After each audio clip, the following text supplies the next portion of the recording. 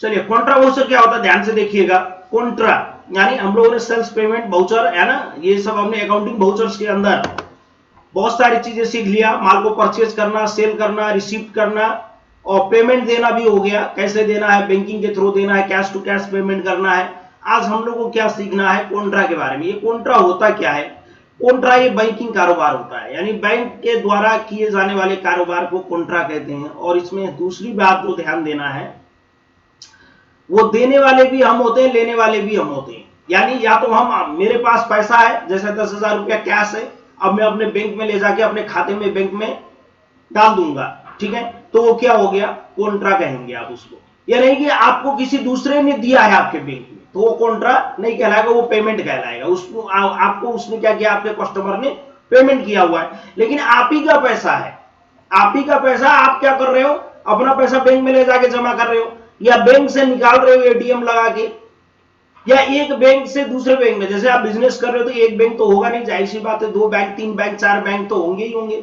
Siddharth bank में खाता होगा, नेपाल राष्ट्रीय बैंक में खाता होगा, एनबीएल में खाता होगा, 2-3 बैंक में खाता होगा। जैसे देखिए मेरा वहां क्यूआर कोड लगा हुआ है 2 बैंक का, ठीक है। तो कहने का मतलब आपके पास क्या हो जाएगा, 2-4 बैंक में अकाउंट होंगे, तो एक बैंक के अकाउंट से दूसरे बैंक के अकाउंट में जो पैसा ट्रांसफर आप करते हो उसको भी कॉन्ट्रा ही कहेंगे। कॉन्ट्रा यानी देने वाले भी हमें, लेने वाले भी हमें। जैसे मैंने एक बैंक से, एक अकाउंट से दूसरे अकाउंट में पैसा भेजा, तो मैंने भेजा, मेरे ही अकाउंट में गया है मेरे भाई। इस बैंक के अकाउंट से मैंने दूसरे बैंक के अकाउंट में ट्रांसफर कर दिया, यानी लेकिन अपना ही अकाउंट रहेगा। समझ में आया? देने वाले भी हमें, लेने वाले भी हमें, सिंपल ये समझिएगा। उसके बाद सबसे पहले हम लोग चेक करेंगे कि बैंक कैटू है अपने पास, तो हम लोग आएंगे डिस्प्ले के अंदर, और डिस्प्ले में ना आगे अकाउंट्स इन्फो में ही आ जाइए, लेजर से यहीं से भी चेक कर सकते हैं हम लोग, और डिस्प्ले में आ जाएंगे। डिस्प्ले में आके ये देखिए, एक कैश है आपके पास और एक आपका सिद्धार्थ बैंक है। तो एक बैंक और बना लेते हैं हम लोग लेजर में, क्योंकि 2-3 बैंक रख के काम करिए। तो लेजर्स के अंदर आऊंगा, क्रिएट के अंदर आऊंगा, मैं यहां पर एक बैंक कर देता हूं नेपाल बैंक, ठीक है ना। यहां पर हमने कर दिया नेपाल बैंक लिमिटेड एलटीडी। अब इसका अंडर ग्रुप क्या हो जाएगा, कोई भी बैंक है, एनी बैंक, उसका अंडर ग्रुप बैंक अकाउंट ही होगा, सिंपल। कोई भी बैंक है तो बैंक अकाउंट। चलिए यहां पर क्या हो जाएगा, अकाउंट नंबर हो जाएगा, जो बैंक आपको देगा अकाउंट नंबर वो यहां पर हो जाएगा। बैंक कोड, बैंक का कोई कोड रहता है विदेश से पैसा लाने के लिए, भेजने के लिए, तो बैंक ही बताएगा आपको।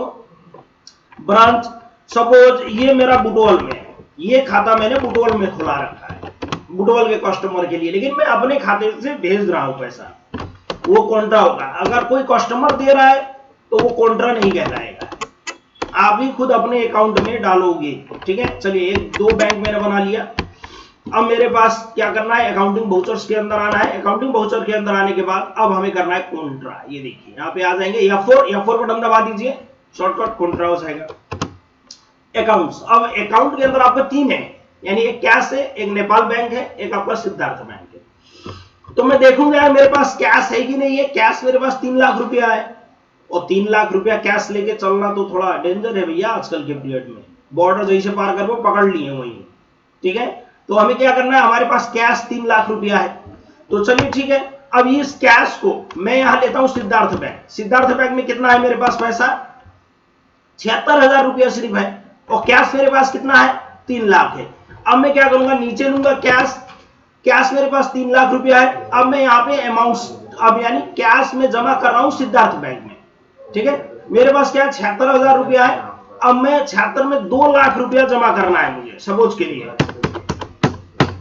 2 लाख रुपया मुझे जमा करना है। अब देखिएगा ट्रांजेक्शन क्या होना चाहिए, ये 2 लाख यहां से उठकर जाएगा 76,000 पे, तो 2,76,000 हो जाएगा सिद्धार्थ बैंक, और मेरे पास 1 लाख रुपया बचना चाहिए। इंटर करके देख लीजिए, ये देखिए सिद्धार्थ बैंक का अमाउंट पड़ गया 2,76,000 रुपया हो गया, ये पैसा ट्रांसफर हो चुका है, और मेरे पास अभी 1 लाख रुपया कैश में बचा हुआ, ठीक है। तो आप क्या करेंगे, यहां पे अब एक नरेशन टाइप करेंगे। आपने क्या किया हुआ है, 2 लाख रुपया सिद्धार्थ बैंक में क्या किया है, जमा किया है ना। तो ये हो जाएगा कैश डिपॉजिट, आपने डिपॉजिट रखा है, कैश डिपॉजिट, कोई भी एक नरेशन टाइप कर दिए, कैश डिपॉजिट RS 2 लाख है ना, cash deposit IS 2 lakh in SBL Siddharth bank limited. ये देखिए इस तरह से छोटा सा मैसेज आपने टाइप कर दिया, ठीक है। यानी सिद्धार्थ बैंक में 2 लाख रुपया हमने क्या किया है, कैश डिपॉजिट किया है, ठीक है ना, कैश आपने पेमेंट कर दिया। ये देखिए इंटर करिए, एक्सेप्ट करिए, ये हो गया मेरा, चला गया। अब मैं कैश चेक करूंगा यार, कैश मेरे पास कितना है, तो कैश इतना है। मैं देखूंगा सिद्धार्थ बैंक में कितना है, सिद्धार्थ बैंक में इतना है।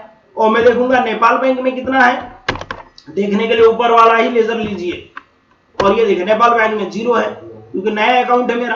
अब मैं क्या करूंगा, नेपाल राष्ट्रीय बैंक में सिद्धार्थ बैंक में ज्यादा पैसा है तो मैं आधा पैसा उसमें डालूंगा, यानी अपने ही अकाउंट्स में हम डाल रहे हैं, ले रहे पा रहे हैं। चलिए देखिए अब मैं यहां लूंगा सिद्धार्थ बैंक। सिद्धार्थ बैंक में 2,76,000 रुपया है। अब मैं सपोज मुझे नेपाल राष्ट्रीय बैंक के खाते में 76,000 रुपए की जरूरत है, तो मैं क्या करूंगा, यहां से 76,000 रुपए मैंने लिया, ठीक है ना, 76,000 जैसे इंटर किया, एक्सेप्ट कर लीजिए सबको। ये देखिए नेपाल बैंक तभी 0 था, अभी 76,000 रुपया आ गया मेरे पास। सिद्धार्थ बैंक में कितना है, 2 लाख रुपया। अब आपने बैंक टू बैंक ट्रांसफर किया हुआ है, यहां पे आपने क्या किया है, यहां पे बैंक टू बैंक, क्योंकि सिद्धार्थ बैंक के जरिए नेपाल बैंक में भेजा गया है। नरेशन क्या बनेगा, ट्रांसफर, क्योंकि अब यहां पर डिपॉजिट आपने नहीं किया है। जब आप कैश पैसा ले जाओगे बैंक में तब वो डिपॉजिट कहा जाता है, ये तो आपने ट्रांसफर किया है। तो आपका हो जाएगा ट्रांसफर RS 76,000